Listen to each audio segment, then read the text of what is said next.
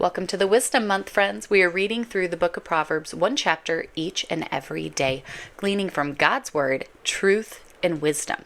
Be sure that you have signed up for the emails. They're linked down in the description. It's just a simple little free email I'm sending you each day with some wisdom points and also some reflection questions to prayerfully work through. So let's go to chapter 11 and dive in. Here we are continuing with Proverbs of Solomon. The Lord detests the use of dishonest scales, but he delights in accurate weights. Be truthful, right? Don't tip the scales to just try to glean what you want. Be accurate, be truthful. Pride leads to disgrace, but with humility comes wisdom. Honesty guides good people. Dishonesty destroys treacherous people. Riches won't help you on the day of judgment, but right living can save you from death. This is why we're called heavenly minded home. I want to make sure that I'm investing in the things that are eternal and not just the things that are temporal. Verse 5. The godly are directed by honesty. The wicked fall beneath their load of sin. The godliness of good people rescues them. The ambition of treacherous people traps them. When the wicked die, their hopes die with them, for they rely on their own feeble strength. See this here? Ambition is what traps them. Their own feeble strength. I feel like there's a lot we can learn from that. Verse 8. The godly are rescued from trouble, and it falls on the wicked instead. With their words, the godless destroys their friends, but knowledge will rescue the righteous. The whole city celebrates when the godly succeed. They shout for joy when the wicked die. Upright citizens are good for a city and make it prosper, but the talk of the wicked tears it apart. It is foolish to belittle one's neighbor. A sensible person keeps quiet. A gossip goes around telling secrets, but those who are trustworthy can keep a confidence. Without wise leadership, a nation falls. There is safety in having many advisors. There's danger in putting up security for a stranger's debt. It's safer not to guarantee another person's debt. A gracious woman gains respect, but ruthless men gain only wealth.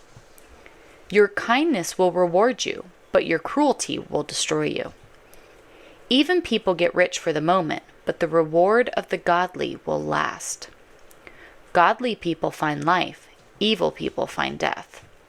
The Lord detests people with crooked hearts, but he delights in those with integrity. Evil people will surely be punished, but the children of the godly will go free. A beautiful woman who lacks discretion is like a gold ring in a pig's snout. How's that for some imagery for you? The godly can look forward to a reward, while the wicked can expect only judgment. Give freely and become more wealthy. Be stingy and lose everything. The generous will prosper. Those who refresh others will themselves be refreshed.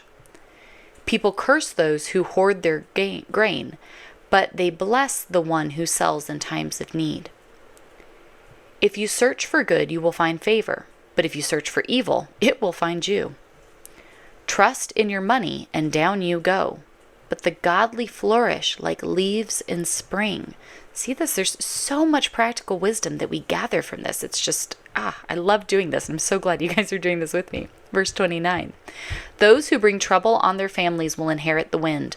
The fool will be a servant to the wise. The seeds of good deeds become a tree of life. A wise person wins friends.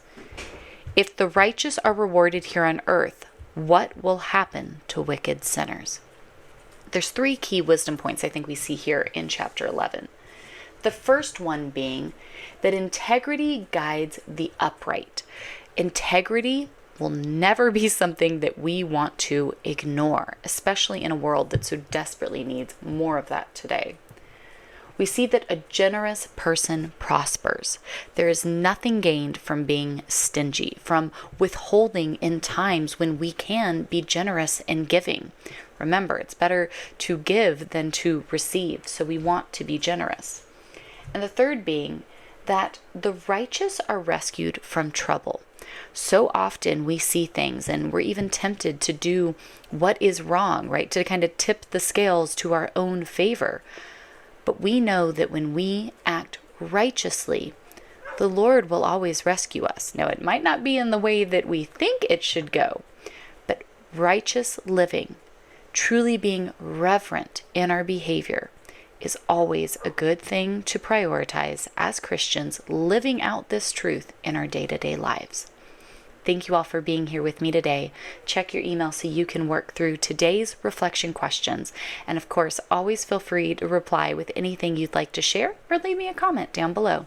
I'll see you all right back here tomorrow for chapter 12. Bye, friends.